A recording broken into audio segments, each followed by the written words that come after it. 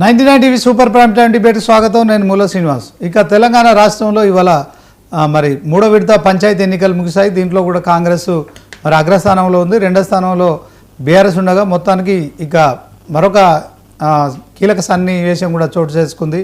So Telangana speaker ఎవరైతే party మారిన 10 మంది బీఆర్ఎస్ ఎమ్మెల్యేలు అంటే పార్టీ కండువాలు కప్పుకున్నారు. సో వాళ్ళు పార్టీ ఫిరాయించారని చెప్పి బీఆర్ఎస్ ఫిర్యాదు చేసిన నేపథ్యంలో 5 ఎమ్మెల్యేలపై కూడా స్పీకర్ ఒక నిర్ణయం తీసుకున్నారు. వాళ్ళంతా కూడా బీఆర్ఎస్ పార్టీకి సంబంధించిన ఎమ్మెల్యేలుగానే ఉన్నారు. సో బీఆర్ఎస్ సమర్పించిన వాటిలో ఈ పూర్తి స్థాయిలో ఎక్కడ కూడా ఆధారాలు చూపించలేదు కనుక వాళ్ళు బీఆర్ఎస్ ఎమ్మెల్యేలను క్లీన్ చీట్ ఇచ్చారు. ఇదే అంశంలో ఈరోజు స్పెషల్ డిబేట్. ఇక ఈ సూపర్ ప్రైమ్ టైం డిబేట్లో మనతో స్టూడియోలో ఉన్నారు చరణ్ కౌశిక్ యాదవ్ గారు. అదే క్రమంలో బీఆర్ఎస్ ఎమ్మెల్సీ తక్కలపల్లి రవీంద్రరావు గారు ఉన్నారు. ముందుగా తక్కలపల్లి రవీంద్రరావు గారితో మాట్లాడదాం. రవీంద్రరావు గారు, good evening sir. Good evening Srinivas గారు. సార్, మొత్తానికైతే పంచాయతీ ఎన్నికల్లో బీఆర్ఎస్ ఫలితాలను మీరు ఎట్లా చూస్తున్నారు? మరి 2 ఏళ్ల తర్వాత వచ్చిన ఎన్నికలు ఎప్పుడెప్పుడా అని మీరంతా కూడా పదే ప్రశ్నించారు. ఇదే క్రమంలో మూడో విడత ఈరోజు పూర్తయిపోయాయి. సో మొదటి విడత, రెండో విడత, మూడో విడతల్లో మీరు ఆశించిన ఫలితాలు వచ్చాయా? సో ఇది మీకు సంతృప్తినిచ్చిందా? ఏం చెప్తారు? శ్రీనివాస్ గారు, జరిగినవి గ్రామ పంచాయతీ ఎన్నికలు. అవును. ఇవి పార్టీ రహిత ఎన్నికలు, గుర్తులు ఉండవు. అవును. అయినా కూడా ఓవరాల్ గా చూస్తే ఈ ఎన్నికల్లో మేము ఆశించిన దానికంటే మించి ఫలితాలు వచ్చాయి. మేము ఇన్ని దాదాపుగా ఓవరాల్ గా అంటే 3 రకాలుగా జరిగినాయి. ఒకటేమో absolute BRS party, absolute Congress. తర్వాత కాంగ్రెస్ కానీ బీఆర్ఎస్ పార్టీ కానీ రాజకీయాలకు అతీతంగా ఏకగ్రీవమైన గ్రామాలు ఉన్నాయి. అన్ని రాజకీయ పార్టీలు కలిసి, గ్రామస్తులు కలిసి కూర్చొని నిర్ణయించినవి ఉన్నాయి.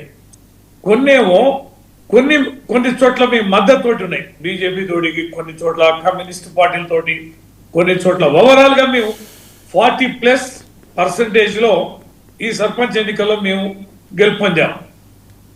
ఇది ఖచ్చితంగా ఆశించిన దానికంటే మిన్న. ఒకవేళ పార్టీ గుర్తుతో జరిగే ఎంపీటీసీ, జెడ్పీటీసీ ఎన్నికలు కానీ లేదా మున్సిపల్ ఎన్నికలు కానీ జరిగితే ఇంకా ఏ రకంగా ఉండేదనేది ఆలోచన చేసినప్పుడు మేము మెరుగైన ఫలితాలను సాధించే అవకాశం ఉంది.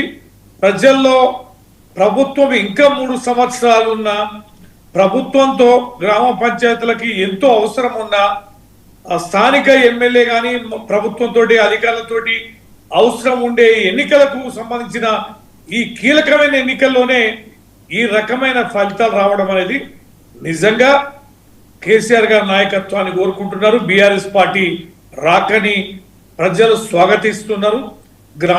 గ్రామాలలో, గ్రామీణ ప్రాంతాలలో బీఆర్ఎస్ పార్టీ బలంగా ఉందనడానికి ఈ ఎన్నికలు ఒక నిదర్శనం అని ఈ సందర్భంగా చెప్పుకోవచ్చు.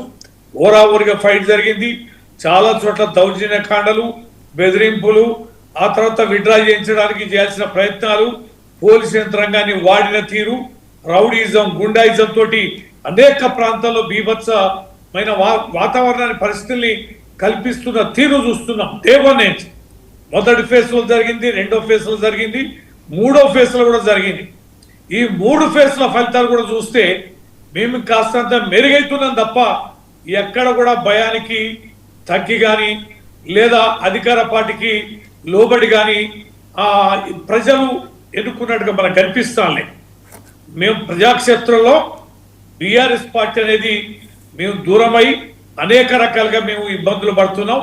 ఇచ్చిన హామీలని కాంగ్రెస్ పార్టీ అమలు పరచలేదు. కేవలం ఇళ్ళకి అనేకమైన కొరివిలేసి కొద్ది శాతం ఇళ్ళే మరి శాంపిల్ గా ఇచ్చి మేము గొప్పగా పనిచేస్తామని అంటున్నారు తప్ప పెన్షన్లు కానీ, యూరియా బస్తా సమస్య కానీ, వారికి బోనస్ కానీ, మహిళలకి 2500 కానీ, గ్యాస్ కు సంబంధించినటువంటి బోనస్ కానీ, పెన్షన్లకు సంబంధించి కానీ, రైతు భరోసాకు సంబంధించిన అంశం కానీ, ఆ రైతు ఎవరైతే కౌలుదారులకు కానీ, వ్యవసాయ కార్మికులకు కానీ ఇస్తామని అన్నారో అవి కానీ, బ్యాంకు రుణాల మాఫీకి సంబంధించి కానీ ఎక్కడ అరకొర వసతులతోటి, అరకొర హామీలతోటి మాత్రమే ఈ ప్రభుత్వం కొనసాగించిందే తప్ప ఏ రకంగా కూడా మమ్మల్ని సంతృప్తి పరచలేదనేటువంటి ఆకాంక్ష మనకు ప్రజల్లో చాలా స్పష్టంగా కనిపించింది. మేము కూడా అనేక గ్రామాల్లో ప్రజాక్షేత్రంలో మేము ఎన్నికల్లో పాల్గొన్నాం. చాలా విచిత్రంగా అనేక గ్రామాలు ముఖ్యంగా తండ గ్రామ పంచాయతీలు అయితే ఏ గిరిజనులు అయితే బ్రహ్మరథం బట్టి కాంగ్రెస్ పార్టీకి వన్ సైడ్ గా మొన్న ఓట్లేశారో ఆ గిరిజన తండాల్లోనే విపరీతంగా కాంగ్రెస్ పార్టీని ఓడించడాన్ని ఈ సందర్భంగా మనం గమనించుకోవచ్చు. ప్రజలు టర్న్ అవుతున్నారు, ప్రభుత్వం పైన అసహనం అనేది కనిపించింది. అందుకనే ఈ స్థాయిలో మేము ఈ ఎన్నికల్లో గెలిచామనేది మాకు చాలా స్పష్టంగా కనిపిస్తాం. ఓకే, థ్యాంక్ యూ రవీంద్రరావు గారు, మీరు అలాగే ఉండండి. ఒకసారి